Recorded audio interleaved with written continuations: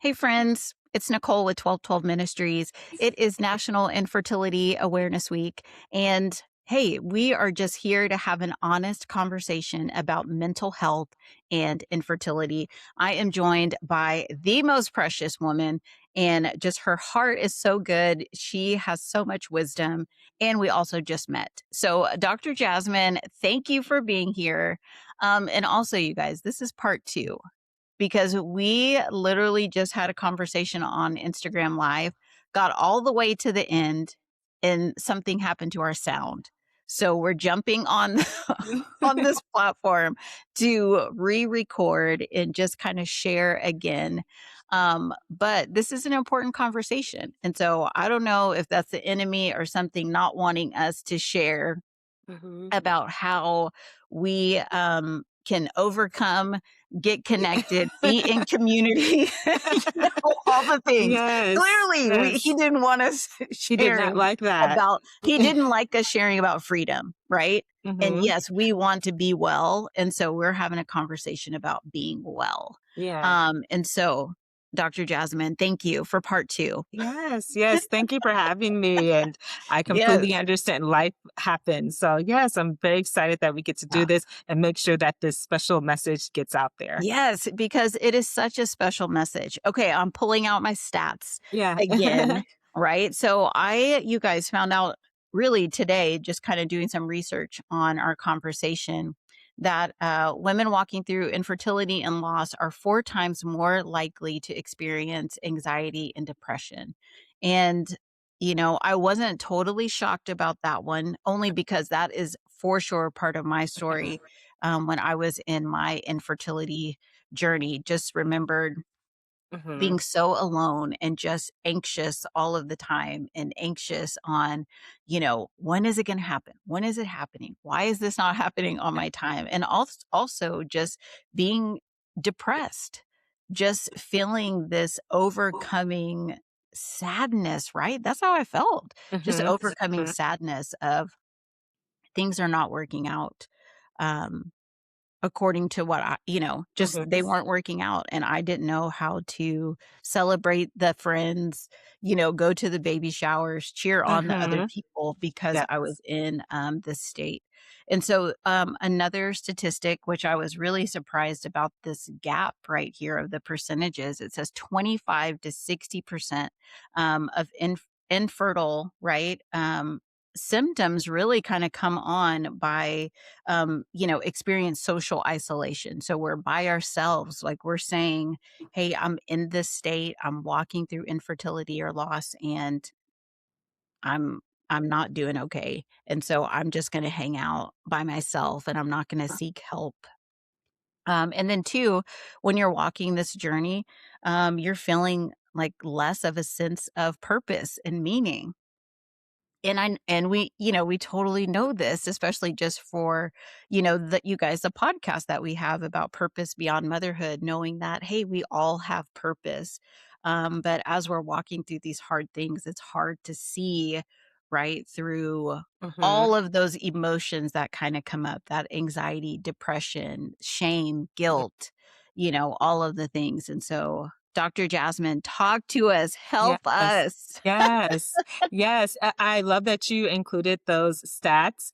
It's so true. And even just with individuals who also just have children, like in the postpartum period, overall, the most common thing that someone can experience is a mental health symptom, especially anxiety. So it's Yeah. not a complete surprise that if you're experiencing challenges with motherhood and fertility and these things that you can have a higher chance of experiencing something like depression and anxiety. It's harder to cope. You may isolate, but hard on yourself. Another stat to add to this is that 10 to 15% of couples experience infertility. So you're Mm. not alone. So Yes. many individuals go through this. Maybe someone next to you could be experiencing this as well. And individuals who have a past history of a psychiatric condition, or maybe you're a little bit more anxiously predisposed, or you've had some times where your mood may have been a little bit more lower, you're at a higher chance of having challenges with depression, anxiety, harder chance to cope, if you're also facing infertility. It's not a guarantee, just a bit of a higher risk if this ends up being a part of your story. Yeah. Thank you for sharing that. And then I'm sorry again, because this is our part 2. Yeah. We just jumped right in. Like, Yeah, yeah. I'm sorry, you guys, we just jumped right in. So number 1, I just met Dr. Jasmine, like, last week. She's so precious. We had just such a sweet conversation. One of our mutual friends and partners, Dora, connected us, and I'm so Hey, glad, Dora. that she did. Like, we seriously, Dr. Jasmine and I had one conversation, and I was like, "Oh, this is, like, Yeah. your message and how you are helping women, Yeah. really needs to be heard." And I so wish that I had someone like you, right? When I was Yeah. walking, my season of infertility and just Yes. so, 1, I knew that I wasn't alone, but 2, I was equipped, right? And I had tools in my belt to just kind of move forward Mhm. and try to move forward. So, Dr. Jasmine, really quick, tell everybody kind of like about you, your credentials, and everything. Because you guys might Yeah. be listening and you're like, well, how can she tell us all this? Oh, she's going to tell you, you Yes, guys. yes. I love that. And yes, thank you, Dora, for connecting us. Yeah. She is so lovely. Well, I'm an outpatient psychiatrist focusing on women's reproductive mental health. My practice is called Perinatal Psychiatrist of Dallas. And what I do there is I help women who may be having mental health symptoms at at the interface of their own motherhood journey. So maybe you're having depression or anxiety as you are pregnant or going through the postpartum period, or maybe you're planning to get pregnant or thinking about your next pregnancy and you're wondering, are my mental health medications okay to be on? What can I do about my symptoms to make sure they can get a bit more optimized during this time? I also help individuals with more unfortunate outcomes, which along the context of what we're discussing here. So individuals who may have mental health symptoms that are impacted by fertility treatment, infertility, a miscarriage, loss of a child, and those things. So that's a lot of the things of what I do. Most of the treatments that I do are with the medication. Sometimes we're also doing talk therapy. And then, of course, I always love to think about those things that's beyond that. Some folks will call it like beyond the couch. I love to think about things that's beyond just medications and talk therapy and getting the Mm, diagnosis right, just so you can be at the best possible space of health in this journey of your life. Yeah. yes. Yeah. Thank you for sharing that. Yeah. And so, Yes. what are some, again, of just, okay, there's that woman out Yeah. there that is as just like, "Hey, I am struggling."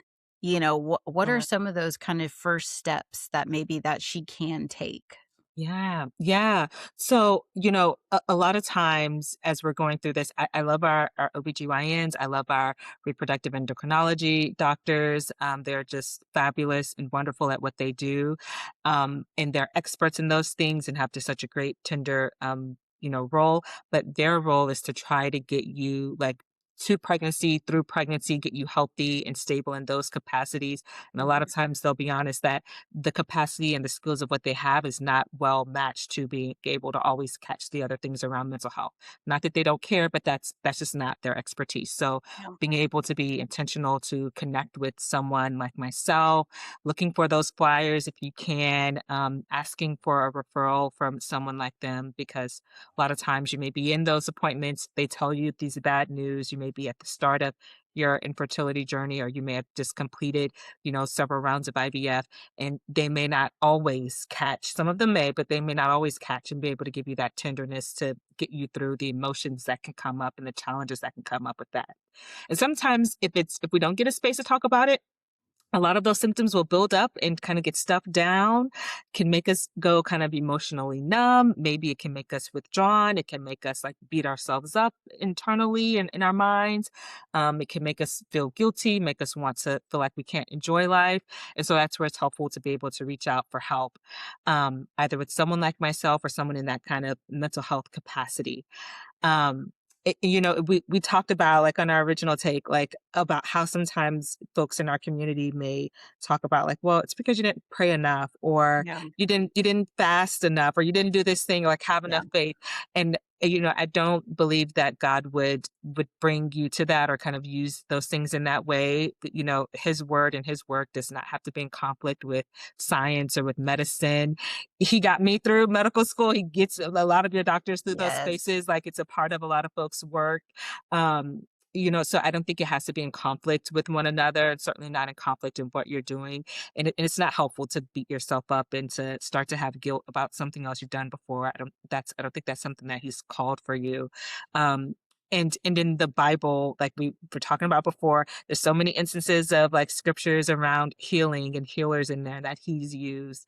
And also, like, there's so many stories around women who've had challenges with infertility or that they were barren, and he used those things.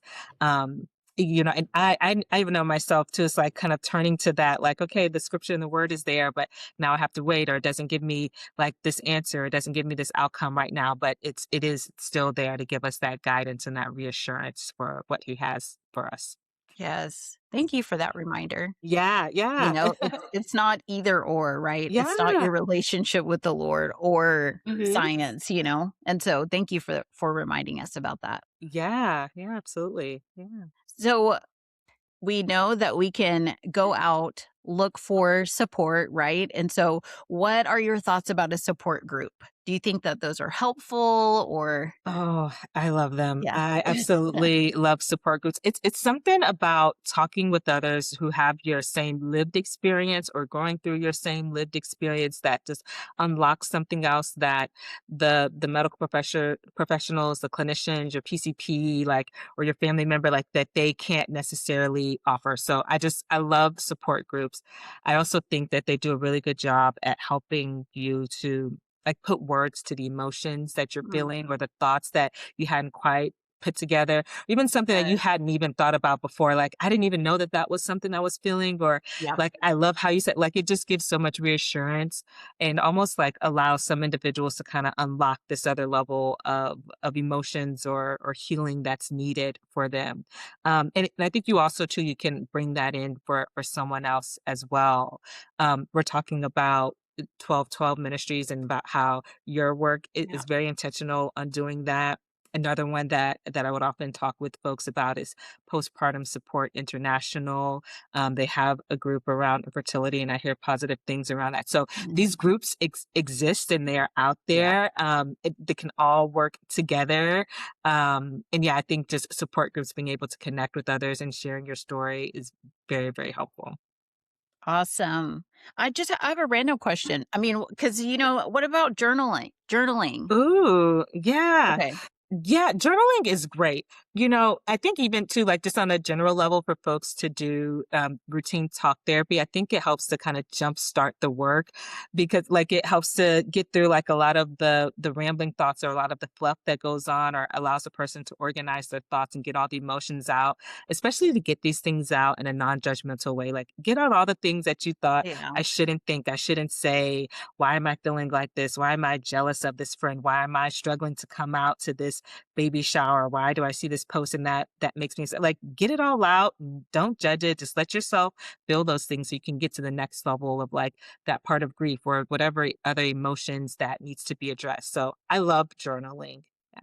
Okay. Thank Yeah. you. Thank you for Yeah. sharing that. Yeah. Okay. I want to ask a question. We did not talk about this the last Uh-huh. time, but I have had several women in this community, right? That, I know you guys, please hear my heart when I say this, but I think it's an important conversation, to have, but they have, walked through tons of infertility. Uh, Right? And so either they're continuing to walk that journey or they have had their miracle baby, right? mhm. But then they experience like a mental psychosis or, something like that. And just, I understand like things Yeah. happen, but what does, either kind of those symptoms leading up to that, right? So that before we get to that point, Dr. Jasmine, what are maybe some things that we could recognize to say, "Oh, wait, I'm, like, on the edge. I need help, or Yeah. I need to reach out to a friend, or I need something, you know? Yeah, yes. That's something that comes up a lot for moms where if they've had a loss or it's been a hard journey and then like I Mhm. finally get that baby, that thing that I prayed for, I've waited Yeah. for, I spent so much money and time and effort for. Sometimes there can be a little bit of grief leading up to it of Mhm. like missing or a bit of sorrow of like feeling that you are letting go of or forgetting the baby that you did lose Mm. or the baby that you didn't have or Yeah. like this identity of what you did have before you can move over to this next stage. Some individuals too may find it hard to reconnect with their partners and husbands and like being intimate, sharing their bodies, being ready to try again for Yeah. another baby if it has been a long journey of like infertility, of a loss or what have you. Like it can be really hard for them to open themselves up in that way because it's Mhm. a really vulnerable thing to open yourself up to that hurt. Yeah. Um, and again, like feeling like if I go and do this thing, that means I'm forgetting this other baby. Sometimes too, like family members or folks on the outside may say things that that I think folks always I always want to say like folks mean the best, but when they say, "Oh, it's okay, just have another baby," or "Oh, it's okay, you can just do this thing," or "Oh, it's okay, you Yeah. just need one," but you don't know what their prayer was. You don't know what was in their heart, and so Yeah. that can make them feel even worse. And then feel like, man, I should just get over this. Why am I feeling bad if I should think this other way that others want me to think? So sometimes that those things can come up. And if you're feeling like you're grappling with that, I think that may be a sign that you need a little bit more space to talk these things out, Mhm. give some emotions to that. So those are some That's of good. the common things that people can experience as they're getting to their miracle baby. Yes, yeah. Wow. That's Yeah. good. Yeah. And then too, just again of knowing, that we are not alone. You are not And, my husband alone. always says of just like that 5 seconds of bravery, right? Of just saying like, "Okay, I am gonna reach out for help," Mhm. or "I do need, some support in this season," instead of just, continuing to stuff it Mhm. down like you said and just, keep Yeah. answering in that old easy way of just like, "Oh, I'm fine." Yeah. I don't need anything, but Uh-huh. really just reaching out and saying something. I think that that's just so important. Yeah, yeah, and, like, knowing who's the best one to reach out to, because if friend Mhm. A is, like, That's best good. person to reach out to, like, go and socialize with and take your mind off of it, do that with friend A, but if friend B is the better person to, like, divulge all of that information to, do that, like, it's okay, like, you can share your story at whatever pace and rate that makes sense Mm, to you, in whatever setting, though I'm talking about support groups, maybe support groups isn't best for you, maybe it's better to talk about it with your husband, your partner, or at church, but talking about it at whatever space is best for you, because if not, it does start to build up in here. Yeah, yeah. inside you. Yeah. Yes. So ladies, really just what we're saying is just again, seek the help, Yeah. right? Yeah. Because, I think too, just to operate right in our purpose is we have to be able to take care of ourselves. You know what they say, Yeah. the world says is just that, it's not selfish, right? To Mhm. do self-care and things like that. But I think that there is absolutely some truth to that of like we have to be able to take care of ourselves and that we're not alone and there is no shame um, or condemnation, right? For asking for help or even to be able to say, I need a little extra support Mhm. in this Yeah. season. Yeah, yeah, absolutely, absolutely. And some things that we were talking about before too is like with like remembering the story and like your why with your Yes, partner, yeah. like the support with them because even for like some of my friends and others I've known who've experienced this, that like we don't always remember like the impact that it has on them, that like it Mhm. is to feel like they're being a father, wondering what could they do, but they're still helpless and like this thing because they're seeing it happen to your body and feel that they can't do anything, especially if they have this heart to want to protect and to provide and to do something, but now they can't like also think about like how that can be impacting Yeah. on them. So remembering your why, remembering that like the purpose for why you came to do this is because you got with someone that you love so much, you want to reproduce with them, have more babies and like expand on life with them, like remembering that and being connected and centered in there too. Yes. And then too, we had mentioned about pursuing life now, right? So I feel like that really just aligns Yeah. with, remembering your why, but, not waiting, Yeah. for this Mhm. thing because again, we know like, yes, we can pray, we can ask, we can fast, we Yeah. can, get our intercessors, but Yeah. sometimes the Lord does have a different plan for us. Mhm. That's part of my story. The Lord told me no. I know that's a hard thing to hear. But in that, right, I I still have purpose. There's still a legacy, Yeah. in my life and in yours, right? Mhm. And so just if we pursue life now, that doesn't mean that we're forgetting about it or we're not still, you know, praying for that thing, but Yeah. there's something that the Lord still wants to do in and through us. And so, Oh, yeah. yeah. Yes, yeah, and it's gonna be a beautiful story either way, right? Like, uh, Yes. Yeah, remembering to allow yourself to celebrate, like, you can still celebrate that so good. birthday, you can still go out to this thing with a smile or not with a smile, like, you can still, like, live the life, though you're not hearing that answer yet. Yeah. Yes. Dr. Jasmine, thank you. Yeah, thank you for Thank having you. me. Yes, yeah, Yeah. just thank you for sharing. Thank you for your heart and wisdom and just all that you do. Can you just let everybody know, where they can find you online, where Yeah. they can find your support, or if they just wanna learn more as well? Yes, absolutely. Yes. So again, the name of my practice is Perinatal Psychiatrist of Dallas. My website is perinatalpsychiatristofdallas.com. You can find out more information about me, the work that I do, and even reach out to schedule your first appointment. If you'd like to call or text me, you can do so at 972-725-7750. It's really me who answers the line. So please do reach out. Be happy to chat with you. If you want to see like the latest things or like what places where I may be speaking or things like that, if you want to connect on social media, that I'm on Instagram at Perinatal Psychiatrist of Dallas. So you can follow me there and there will have information about how you can contact me to schedule an appointment as well. Awesome. You Yeah. guys, we'll put that all in, like, the caption and thing and tag Yeah. tag you in all the things, Yeah. Yeah. but just wanted to make sure that everybody knew how to get a hold of you, Yeah. right, and get connected. Yes. So, just thank you. Thank you Thank just you.